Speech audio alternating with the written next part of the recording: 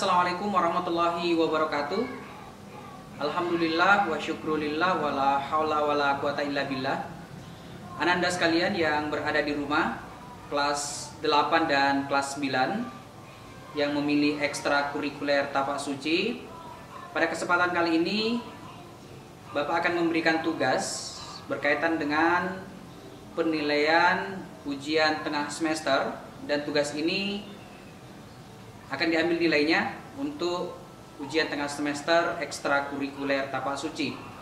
Tugasnya adalah Ananda sekalian menghafalkan ikrar tapak suci dari 1 sampai 6 dengan menggunakan pakaian uniform, pakaian tapak suci, kemudian membuat video dan dalam keadaan matanya ditutup. Ya, contohnya seperti ini, kita ambil sabunnya, kemudian sabunnya diikat di matanya seperti ini, kemudian menghafalkan ikrar tapak suci. Oke, anak-anak sekalian, itu saja yang Bapak sampaikan, dan kami akan tunggu tugasnya dikirim di WA saya. Nanti kami berikan WA-nya. Itu saja. Hadanallahu wa iyyakum.